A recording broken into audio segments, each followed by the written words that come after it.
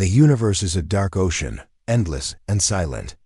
Between the stars, there are long stretches of nothing, places where no ship dares to travel and no sound ever reaches. But one night, inside the quiet halls of an Earth listening post, the silence broke. It began with a faint hum, a vibration on a monitor that no one expected. At first, it looked like simple background noise, the kind of static that fills deep space. But then the hum shaped itself into something more, into rhythm, into structure, into a message. Lieutenant Sarah Collins was the first to notice. She had been sipping cold coffee at her desk, her eyes half asleep after a long watch. She froze when the sound pulsed through her headset. It was not random. It was not an echo of Earth's own signals. It was foreign. It was alive. Her hands shook as she recorded it. The signal came in broken fragments, rising and falling, repeating itself again and again. The computers confirmed what she already knew. It was not natural. It was intelligent. Sarah rushed to her commander. "Sir, I think we have something, a transmission, from outside the system." The commander, a tired man named Briggs, frowned at her screen. Probably another scrambled code from the Mars colonies. They're always bouncing signals around. Sarah shook her head. "No, sir, it's not human. Look at the frequency pattern. Look at the symbols. This is alien." Briggs leaned closer, and for the first time in many years of quiet service, the old soldier felt a chill. By the next morning, the entire station was awake. Scientists, linguists, and technicians crowded around the data. The signal was weak, distorted by distance, but its message slowly became clear. It was a call for help, not a threat, not a declaration of war. It was a desperate cry. The translation took days, but when the words finally formed on the screen, the room went silent. "This is the Vayari people. We are sick, we are dying, we need doctors, we beg for help." No demands, no weapons, just a plea for aid. For the scientists, it was history. For the politicians, it was danger. News spread quickly to Earth. The United Earth Council gathered. In their grand chambers, leaders from every nation connected by hologram. Excitement mixed with fear. Some saw hope. This could be the first peaceful contact, one scientist argued. Imagine what we could learn. Imagine what alliances we could build. But the generals had a different view. An SOS could be a trap. What if they lure us in, pretending to be weak? What if we send doctors, and they never return? We cannot risk our people on trust alone. The President of Earth sat silently at the head of the council. She was a woman of steel, known for her cautious decisions. Finally she spoke. "If these aliens are sick, they are vulnerable. Vulnerability breeds desperation. And desperation breeds danger. We must assume the worst. If we send doctors, we expose ourselves. If we send soldiers, we protect ourselves." And just like that, the decision was made. Earth would not send healers. Earth would send battleships. Back on the listening post, Sarah could not believe it. She argued with her superiors. "They are begging for help, not war. Why are we preparing fleets instead of hospitals?" Her protests were ignored. Orders came down like stone tablets. 10 warships would depart within the week. Their mission: secure the alien world, neutralize potential threats, and establish Earth's dominance. As preparations began, Sarah watched helplessly. She felt the weight of history pressing down on her shoulders. For the first time in centuries, humanity had proof it was not alone. And instead of answering with kindness, it chose fear. The fleet assembled in orbit above Earth, a shining armada of steel and fire. The Invictus, the flagship, stood at the center, its hull a mountain of armor and cannons. Inside, Admiral Kane reviewed the mission. He was a tall man with cold eyes, a soldier forged by decades of conflict. To him, the alien plea was irrelevant. All that mattered was Earth's security. "Remember," he told his officers, compassion is a weakness. We do not know these creatures. They could be hostile. They could be lying. Our duty is to protect humanity first, everything else second." The officers nodded, though not all agreed. Some had doubts but dared not voice them. Among them was Commander Elias Ward, a younger officer known for his sharp mind and restless spirit. As he studied the reports, he couldn't shake a question. What if the aliens were telling the truth? What if they really were dying? On the day of departure, millions of citizens gathered across Earth to watch the launch. The skies lit up as the engines roared, sending the fleet into the dark void. People cheered, waving flags, proud of humanity's power, but not everyone celebrated. In hidden corners of cities, protests rose. Scientists, doctors, and ordinary people carried signs, "Send aid, not war." Their voices were drowned out by the thunder of rockets.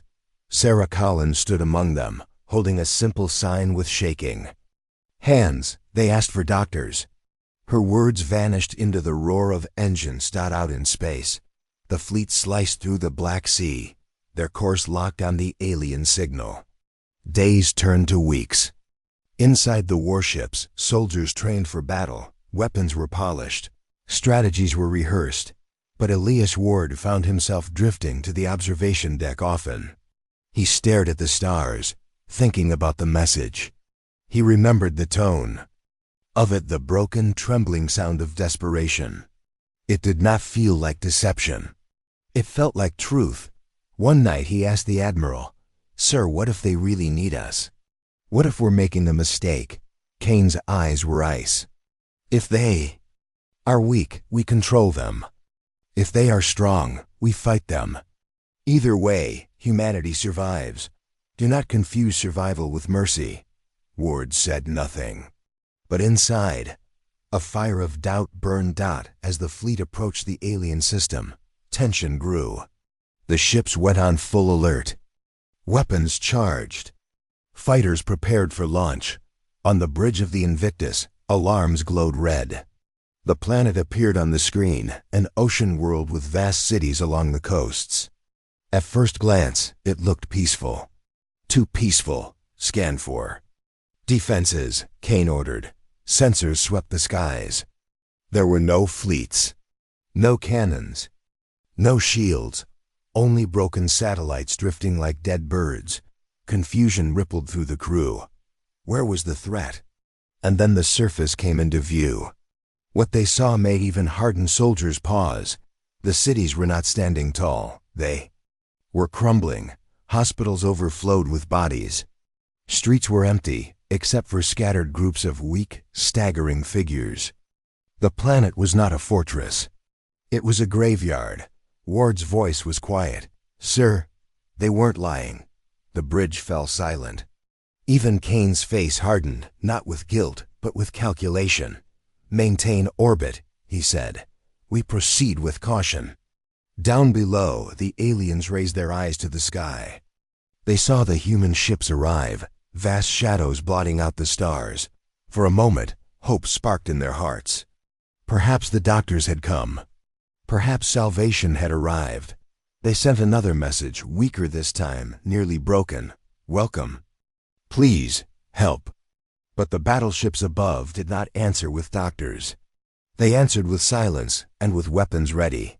On the bridge, Sarah's old warning echoed in Ward's memory. If they truly needed help, we may have just doomed ourselves.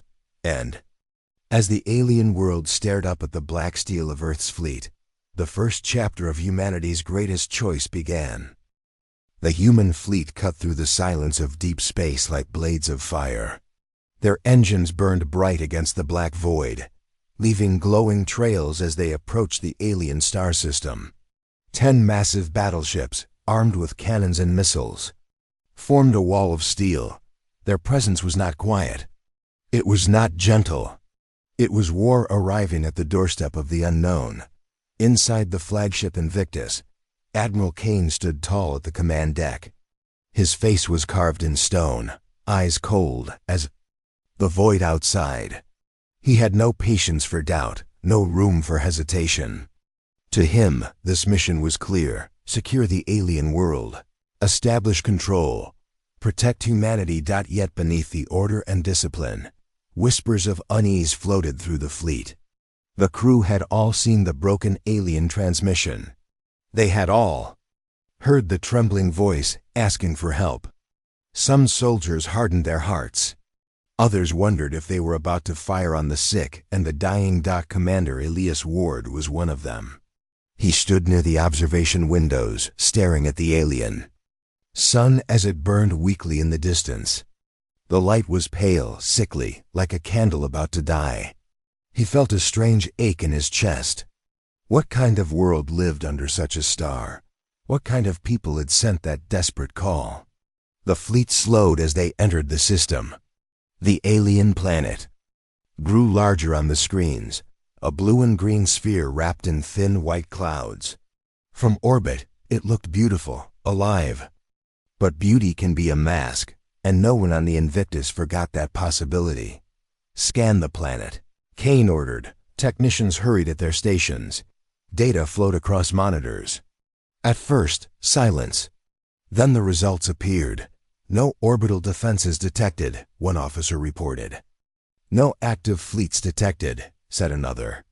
Surface power readings, low, almost failing. Cities show heavy damage. Multiple signs of disease outbreaks. The bridge went quiet. This was not the face of an enemy preparing for war. This was the face of a people already broken. Ward's voice was low. Sir, they weren't lying. They are dying. Kane's jaw tightened. His reply was hard. Or they want us to think that. Desperation can be a weapon. Never forget that.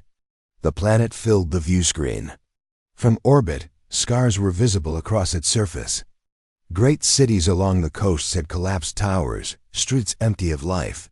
Fields lay untended, factories silent. Smoke rose in places where fires burned without control. But what struck the crew most was not the ruins. It was the sight of the hospitals. They were overflowing, filled with creatures gathered outside, lying on the ground, waiting, crying. Many soldiers, it was the first time they truly saw the aliens. They were tall, thin beings with pale skin that glimmered faintly, almost translucent under the weak sunlight. Their faces were long, with eyes larger than human eyes, dark and sorrowful. Even through the distance, their suffering was clear. They look weak, whispered one soldier. They look sick, said another. Ward said nothing. He only stared. The aliens noticed the fleet. From the surface, thousands of eyes turned upward. For generations, their world had been fading, their bodies failing. But now, from the heavens, ships had come. Huge, shining, powerful. Hope sparked in them. They remembered the signal they had sent. They remembered their last words. We need doctors, please help. And now the sky was full of visitors. Surely these were the healers they had begged for. Surely salvation had arrived. They sent another signal, weak and trembling, broadcast from a dying city. Welcome. Please, come. Help us. The sound echoed through the human fleet. Officers and soldiers listened in silence. The words were not weapons. They were not threats. They were pleas. Some looked to Kane, waiting for his answer. But the admiral's face remained hard. Maintain formation. Do not respond. We proceed carefully. In the lower decks of the Invictus, whispers began. Young soldiers asked one another why the fleet carried guns instead of medicines. Some wondered aloud what they would say to their children if asked. What did you do when we met aliens? Did you help them? Others silenced them. Orders are orders. We follow command. But doubt spread like quiet fire. Ward could not stay silent. He approached the admiral once more. Sir, he said, steady but respectful. They are not preparing to fight us. They are asking for help. We should send a medical team down. Kane's eyes turned on him like blades. You forget yourself, Commander. We do not know their true intentions. We do not risk our people on pity. If they want contact, They will have it on our terms. Ward clenched his jaw but said nothing more. Inside, his heart burned with conflict. Meanwhile, on the planet's surface, the Vayari gathered at the highest hills and tallest ruins, watching the sky. Their bodies trembled with sickness, but their voices rose in a single chant of hope. Children, weak and thin, lifted their hands toward the shining ships. To them, this was a sacred moment. Visitors from the stars had come. The healers had answered. They did not know the ships above were filled not with doctors, but with soldiers. Carrying rifles and orders, the fleet began its descent operations. Dropships prepared in hangars, soldiers checked their weapons, engines roared. Ward walked through the hangar, watching as Marines loaded gear. He stopped one young soldier, a girl barely 20. She was cleaning her rifle with shaking hands. "First mission?" he asked. She nodded nervously. "Yes, sir. I thought we were bringing aid. But we're armed like we're invading." Ward's silence was answer enough. The first dropships left the Invictus, cutting through the clouds toward the alien capital. As they approached, the Marines saw the scale of the tragedy below. Entire districts lay silent. Streets were filled with abandoned machines, collapsed buildings, and the faint sound of cries. The dropships landed near the ruins of a great hospital. As the doors opened, the Marines stepped out, weapons raised, and the aliens came forward. They did not charge. They did not fight. They stumbled, limping, coughing, their hands lifted not in anger, but in welcome. Their eyes shone with tears. One of them, tall and frail, stepped closer.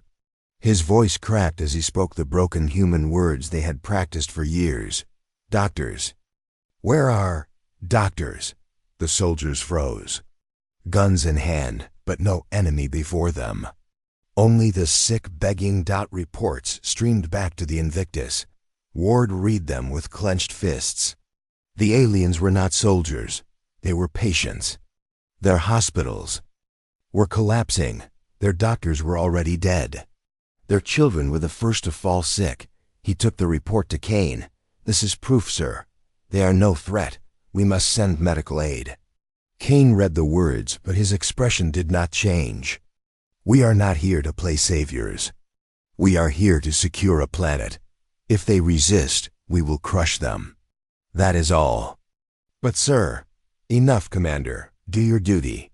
Ward left the chamber with fire in his chest. He could not obey forever. On the surface, confusion spread among the Vayari. The humans who arrived carried weapons, not medicine.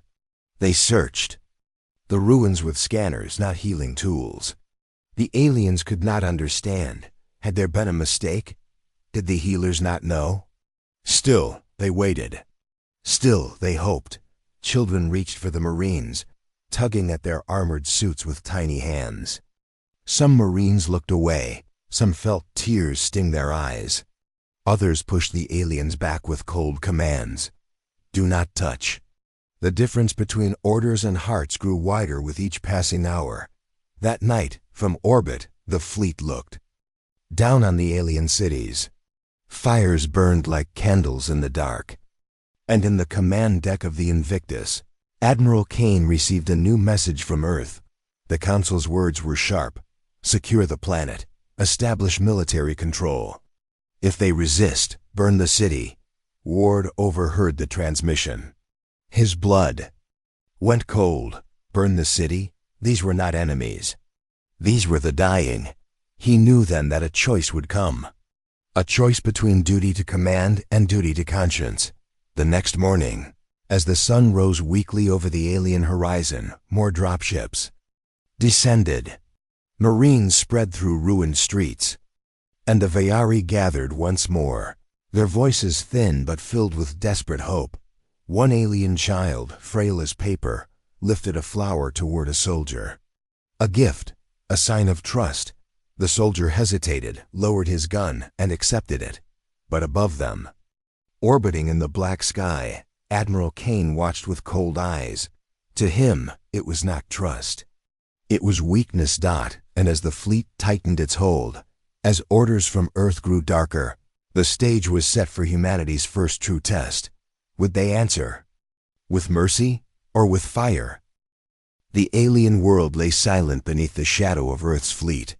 10 warships orbited like watchful predators, their cannons ready, their engines glowing red against the darkness.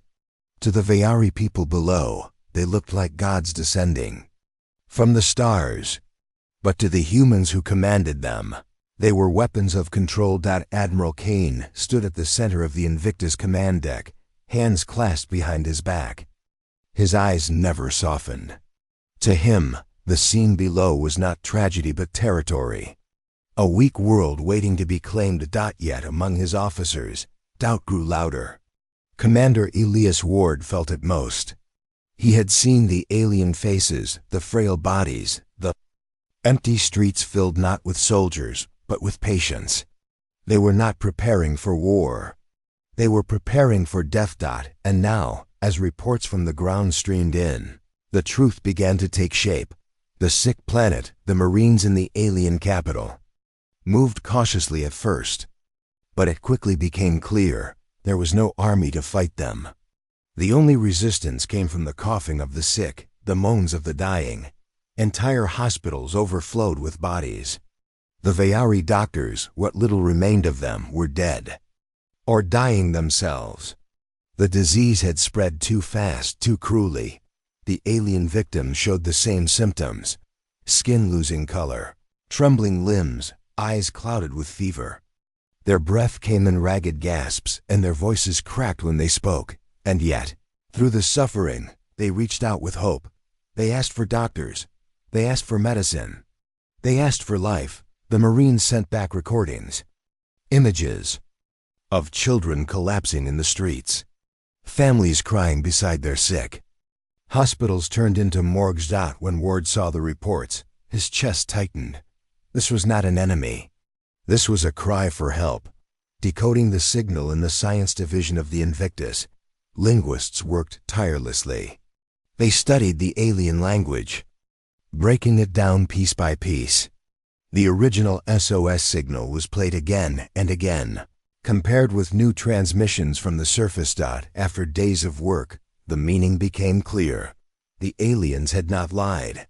Their first message had been exactly what they said it was. We are the Vayari.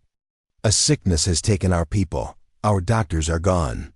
Please, if you hear this, send healers. Send help. No hidden codes. No threats, no tricks.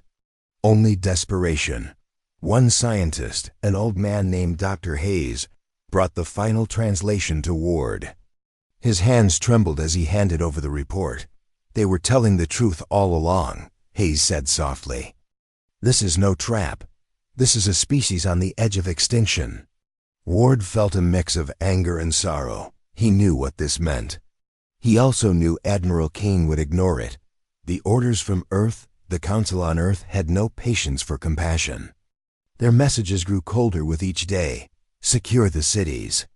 Establish control. Do not waste resources on alien lives. The planet must be prepared as a strategic outpost. Ward read the words with disgust. Earth did not see the Vayari as people. They saw them as an opportunity, but the Marines on the ground saw something different. They saw children tugging at their armor, offering flowers. They saw the sick reaching for their hands.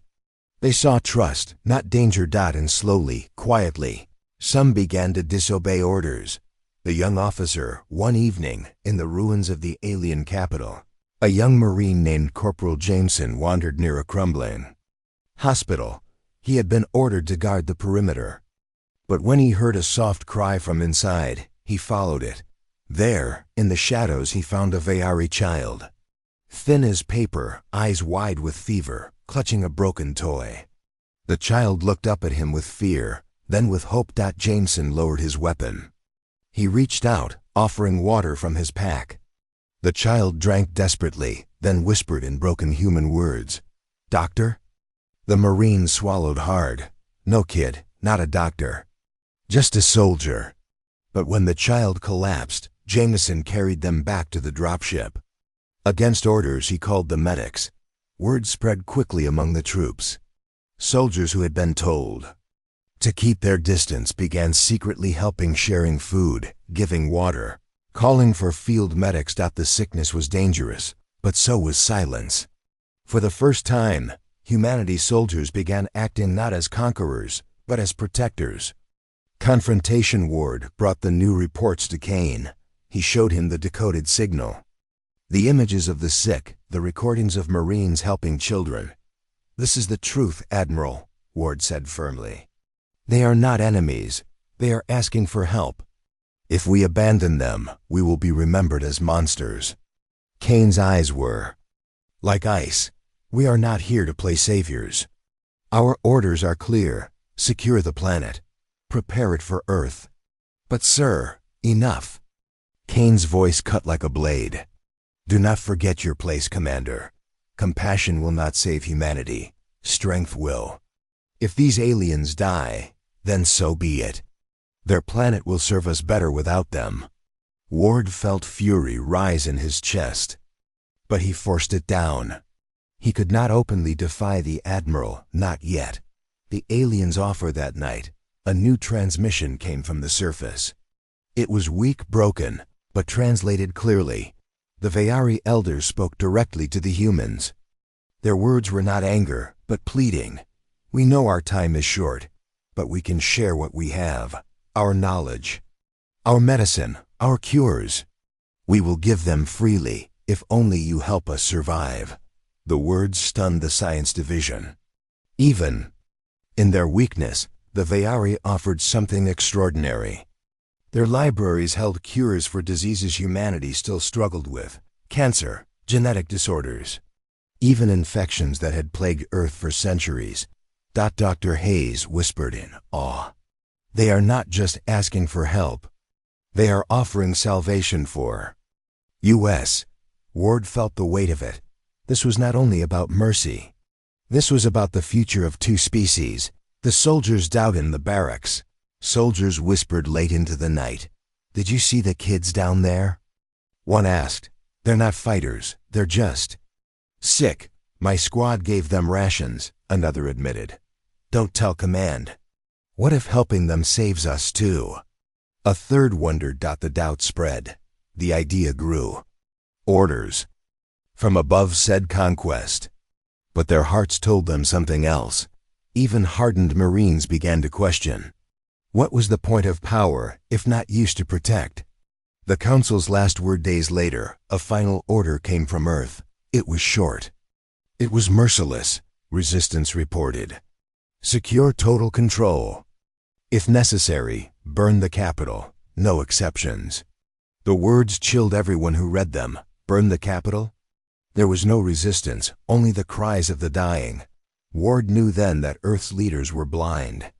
They had already chosen conquest over compassion. And so the choice fell to those in orbit. The breaking point. The next morning, Marines prepared for another operation. Dropships were loaded. Soldiers armed themselves, but in the hangar, Ward stopped them. His voice was steady, his eyes burning with conviction. "Look at what we are doing. Look at what we have seen. These are not enemies. They are dying people. If we burn their city, we are not soldiers, we are butchers. And history will curse our names." Silence filled the hangar. Soldiers exchanged glances.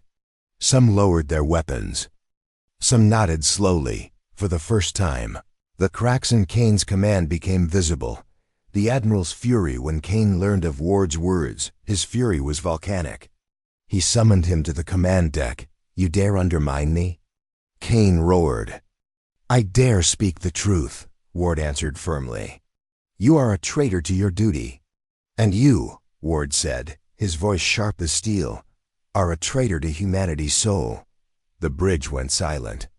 Officers froze, waiting for Kane to strike. But before he could, another report came in. A Vayari hospital had collapsed, hundreds trapped, dozens dead, survivors screaming for help. The Marines on site had a choice: follow orders and ignore it, or disobey and save lives. They chose to save lives. The truth revealed at that moment. The truth could no longer be hidden. Soldiers were already helping. The aliens, scientists already believed their words. And even the most hardened Marines had seen too much to deny it. The Ve'ari were not enemies. They were victims. And humanity stood at the edge of becoming either their saviors or their executioners. Ward looked out the window at the dying world below. The weight of history pressed heavy on his chest. He knew what was coming.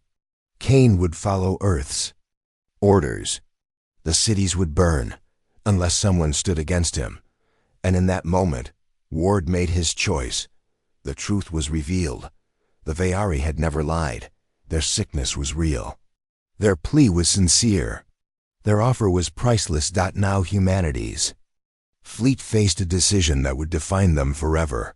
Would they obey fear, or would they answer mercy? The alien world turned slowly under the shadow of Earth's warships. From orbit, the planet looked fragile, almost broken.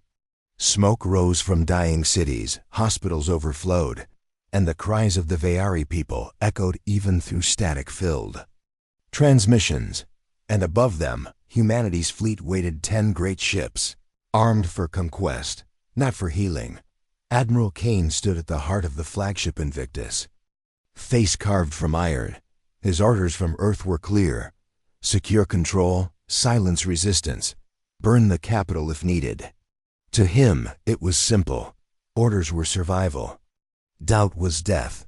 But inside the fleet, something had begun to break. The truth of the Ve'ari sickness was no longer a mystery. Soldiers had seen the frail bodies, the children offering flowers, the hospitals collapsing. Scientists had decoded the SOS and confirmed it. Every word was genuine. The Ve'ari were not enemies. They were dying. And now, for the first time, Cain's control over his fleet was in danger. Ward's quiet rebellion commander, Elias Ward, moved through the corridors of the Invictus, his thoughts heavy. He had challenged Cain, spoken truth against orders, and walked away alive. But he knew the Admiral's patience had limits. Yet he also knew something else. The soldiers were listening. In the hangars, in the barracks, in whispers during the night, they repeated his words. We are not butchers. We are not here to burn the dying. For many, it was the first time they had thought of disobedience. For some, it was the first time they felt pride in resisting cruelty. Ward did not call it rebellion. Not yet, but the seed was planted. The alien gift, the Ve'ari, sent another transmission. This one was stronger, more desperate. The elders spoke. Directly, their voices shaking but clear. We cannot fight.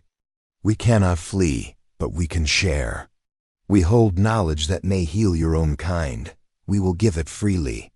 Cures for diseases you have not yet defeated. Medicines that saved us once, before the sickness grew stronger. If you help us live, we will share everything we know. In the science division, Dr. Hayes read the files the aliens sent. His old hands trembled. Charts, formulas, genetic treatments, the data was real. Cures for cancer, for failing hearts, for infections that had killed millions on Earth. It was no trick. It was hope. Not just for the Ve'ari, but for humanity itself. Ward stared at the screen, his voice tight. If Earth knew the truth, they would see this is worth more than conquest. Hayes shook his head sadly. They know, Commander. They just don't care. They want control more than they want cures. The soldiers struggle on the ground. Marines face the dilemma every day. They were ordered to patrol, to control, to stand as conquerors. But everywhere they went, the Ve'ari begged for help. One squad entered a ruined school. The classrooms were filled with children lying on the floor, coughing, their skin pale. The teacher, barely standing, begged in broken words, "Please. Medicine, please save them." The soldiers had no orders to help. But one Marine dropped his rifle, pulled bandages from his kit, and began treating wounds. Others followed, against command. Back at camp, officers tried to punish them. But how do you punish mercy? How do you punish someone for saving a child? The cracks widened. Obedience weakened. And more soldiers began choosing compassion over orders. Admiral Kane's iron grip. Kane felt it. His grip on the fleet was slipping. Reports of soldiers helping aliens reached his desk daily. He summoned his officers. His voice thundered like a storm. Listen well. We are not saviors. We are soldiers. These creatures are not our responsibility. Any man or woman who aids them will be court-martialed as a traitor. The room fell silent. None dared speak. But in their eyes, Kane saw it. The spark of doubt, the quiet refusal. Ward stood among them, calm but unyielding. He did not argue openly, not yet. But his silence was its own defiance. The message from Earth. Days later, another transmission came from Earth. Cold, sharp, final. Reports of hesitation are unacceptable. The fleet must secure the capital. If the aliens resist, burn it. The planet must be prepared as an Earth stronghold. Kane read it with satisfaction. The council supported his iron hand. Ward read it with disgust. It was a death sentence for the Vayari. That night, he stood at the observation deck, staring at the alien world below. Children slept in ruined hospitals, not knowing their fate might be fire from the sky. Ward whispered to himself, "Not while I live, the choice of the crew." In the barracks, soldiers gathered in secret. Some wanted to follow Kane. Orders were orders. But many had seen too much suffering. "We didn't sign up to kill the sick," one Marine argued. "We'll be remembered as monsters," another said. "But if we resist, we'll be branded traitors," a third whispered. Silence. Then Corporal Jameson, the young officer who had saved the alien child, spoke firmly. "I don't care what they call me. I know what I saw. They are not enemies. If we burn them, we burn our own souls."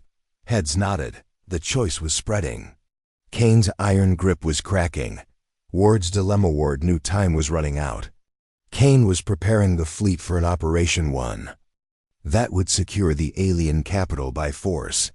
Soldiers were ordered to ready weapons, dropships fueled, bombs armed. Ward walked the halls, his mind torn. He had sworn an oath to obey, to protect humanity.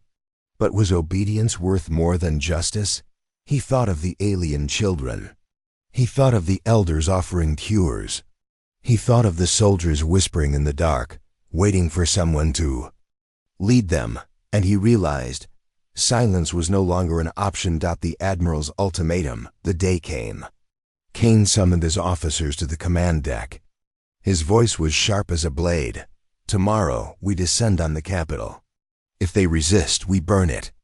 No hesitation, no mercy. The Council demands it, and Earth will have it." Ward felt every word like a knife. He looked around the room. He saw faces pale with doubt, eyes filled with fear.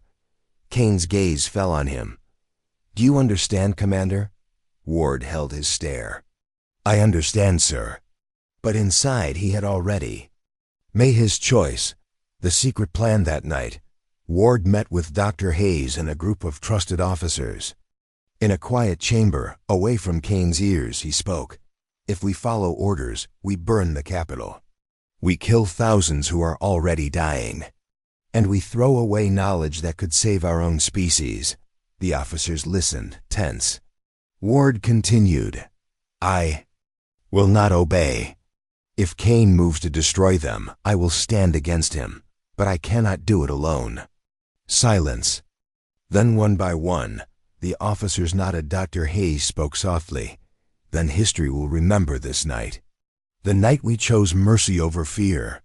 The night before the fire on the alien world, the Vayari gathered in the ruins of their capital. They lit fires, sang songs, prayed to stars they no longer trusted. They had seen the human ships above. They still believed doctors had come. They still waited for healing. Children lay in their parents' arms, too weak to stand. Elders whispered promises they could not keep. They did not know that above them, Kane prepared to bring fire. But they also did not know that among those ships, some humans had already chosen a different path. The storm approaches as dawn broke on the alien world. Dropships stood ready. Soldiers lined up in armor. Weapons hummed with power. Kane strode through the hangar, eyes hard. "Today we finish this," he declared. "Today we secure this world for Earth." But as he spoke, Ward watched the soldiers' faces. He saw hesitation. He saw quiet rebellion. He saw men and women waiting for someone to lead them away from cruelty. Ward knew the moment had come. The defiance when Kane gave the order to launch. Ward stepped forward. His voice rang through the hangar. "No." The word struck like thunder. Soldiers froze. Officers turned. Kane's eyes burned with fury. Ward stood tall, his voice strong. "I will not obey an order to slaughter the helpless. I will not burn. A city of the dying, we are soldiers, not executioners. If we follow this path, we lose not just our honor, we lose our humanity." The hangar erupted in whispers. Soldiers looked to one another. Some lowered their weapons. Some stood straighter. Kane's voice roared. "You dare defy me?" Ward's answer was calm. "I dare to choose what is right." The dilemma of the fleet stood on the edge of history. On one side, Kane and the Council, demanding conquest. On the other, Ward and those who believed mercy was strength. Soldiers felt the weight of their choice. Some clutched weapons, torn between fear of disobedience and the shame of cruelty. Others already knew their hearts. The silence stretched, heavy as stone. Then, slowly, soldiers began stepping to Ward's side. First a few, then dozens, then more. Kane's eyes blazed. His iron grip was breaking. The cliffhanger, the alien world waited below, unaware of the storm above. In orbit, humanity's fleet stood divided between fire and mercy, between obedience and defiance. And as Kane prepared to crush rebellion with force, Ward stood unflinching, ready to make the choice that would change not only the fate of the Vayari, but the fate of humanity itself. The alien world spun beneath the human fleet, a sick and broken planet lit by a fading star. From above, it looked peaceful. But inside the capital city, hospitals overflowed, families mourned, and a dying people prayed for salvation that had not yet come. Above them, humanity's fleet prepared to decide their fate. 10 warships, armed with fire, stood ready. But the fleet itself was divided. Admiral Kane, iron and unyielding, demanded obedience. His orders from Earth were clear: secure the planet, silence resistance, and burn the capital if necessary. To him, hesitation was weakness. But Commander Elias Ward and many soldiers saw the truth. The Vayari were no enemy. They were victims. They were asking for doctors, not destruction. And now, after weeks of silence, Ward stood openly against Kane. The hangar of the Invictus was alive with tension. Soldiers stood in rows, weapons ready, dropships humming. Kane's order to launch had just been given. But Ward's voice had cut through it like thunder. "No," he had said, one word. Simple, but powerful. Now the air shook with silence. The standoff. Kane's eyes blazed. "Commander Ward, you defy a direct order. You shame your uniform. Step down or face arrest." Ward did not move. His voice was calm, steady, but it carried across the hangar. "I will not kill the helpless. I will not burn a city of the dying. If this is treason, then I accept it. But I will not betray what it means to be human." The soldiers shifted uneasily. Some gripped their weapons tighter. Others lowered them. Their eyes flicked between Kane and Ward, torn between fear and conscience. Kane's voice roared like fire. "Any who stand with him will face execution when we return to Earth." Ward's reply was a quiet dagger. "And any who follow you will carry the weight of slaughter forever." The silence cracked. A young Marine, Corporal Jameson, the one who had saved the alien child, stepped to Ward's side. His voice shook, but his words were strong. I will not burn children. Another soldier followed. Then another. Dozens moved, breaking from Kane's line. The hangar filled with the sound of boots shifting, hearts choosing. Kane's face hardened. His fleet was slipping from his grasp. The Admiral's fury. You are all traitors, Kane thundered. You think mercy will protect Earth? Weakness has no place in survival. Ward stood unflinching. And what is survival without humanity? We are more than our weapons. If we kill the helpless, we prove we are nothing but beasts. Kane turned to the guards. Arrest him. But the guards hesitated. Their eyes flicked to Ward, then to Kane. Slowly, they lowered their weapons. The hangar was no longer Kane's. It belonged to choice. The battle for command. Kane stormed to the command deck, rage boiling. Ward followed, dozens of soldiers at his back. Officers stood frozen as the two men faced each other beneath the great star map. This is mutiny, Kane spat. This is justice, Ward answered. Kane slammed his fist on the console. I command this fleet. Ward's voice cut back. Not anymore. The bridge filled with tension. The officers had to choose follow Kane's iron hand or Ward's. Defiance. Dr. Hayes, the old scientist, stepped forward. His voice was weary but firm. We all know the truth. The Vayari are dying. They are not our enemies. If we burn them, history will curse us. But if we help them, history will honor us. The officers looked at one another. One by one, they sided with Ward. Kane's fury grew, but even he saw the tide had turned. Still, he was not a man to surrender. Kane's last move. Kane gave one final order. If you will not obey me, then I will obey Earth alone. He turned to the weapons officer. Prepare the orbital strike. Target the capital. Gasps filled the bridge. Ward lunged forward, shoving the officer aside before the command could be executed. Soldiers rushed in, restraining Kane. The Admiral fought like a beast, roaring, cursing, but his own men held him down. His reign was finished. Ward stood above him, breathing hard. For a long moment, silence filled the bridge. Then Ward spoke. Disable the weapons. Stand down from assault. Prepare medical drops instead. The officers obeyed.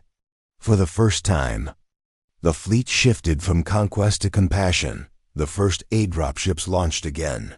But this time their cargo was not bombs or rifles.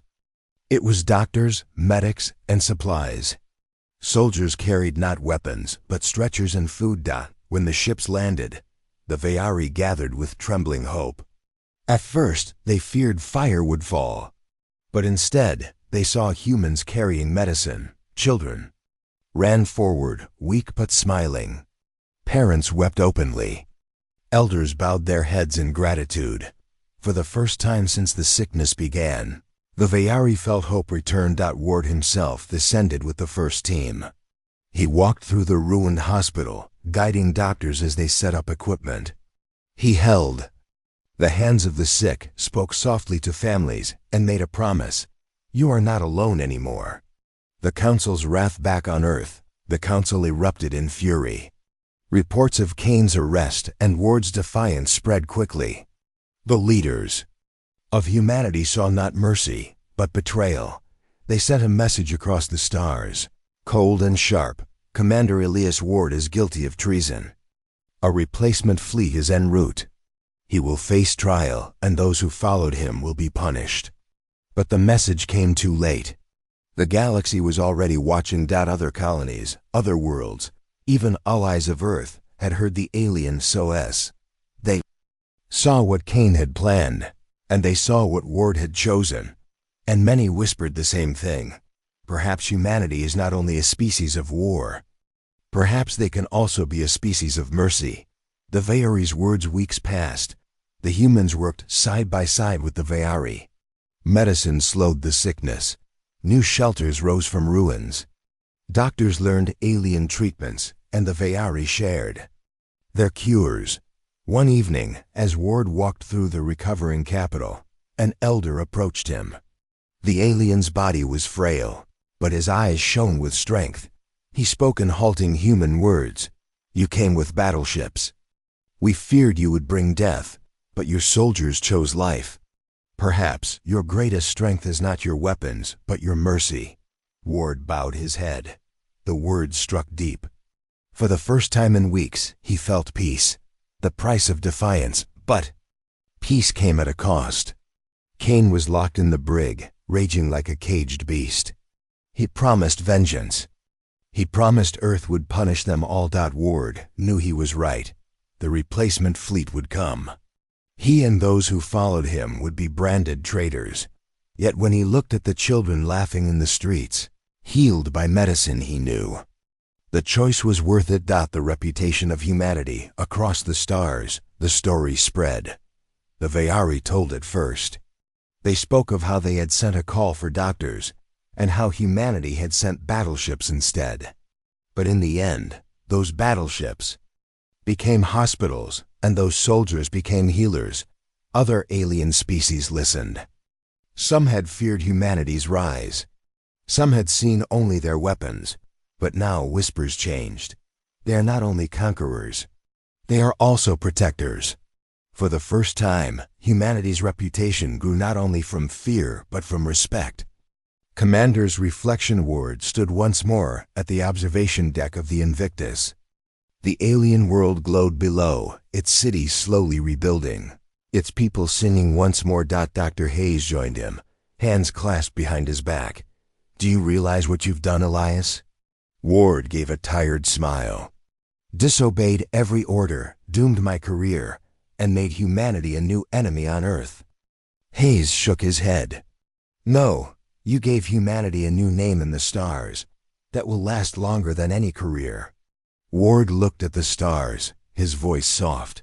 Then perhaps it was worth it. The legacy the replacement fleet would come. Ward knew. Trials would follow. Punishments. Perhaps even executions, but none of that mattered now, because the Vayari lived. Their knowledge was saved. Their cures would heal not only their kind, but humanity as well. And in the quiet of the alien night, as children's laughter echoed through ruined streets, Ward understood something Kane never had. Power was not in fire. Power was in mercy. Epilogue. The Vayari built a monument in the heart of their capital. It was simple: two figures, one human and one Vayari, standing side by side. Hands joined. At its base were words carved in both languages. "We asked for doctors. They sent battleships. But the battleships became healers, and the soldiers chose mercy." And so the story of the SOS was told across the stars. A story not of conquest, but of compassion. A story of humanity's greatest choice. The choice that changed history.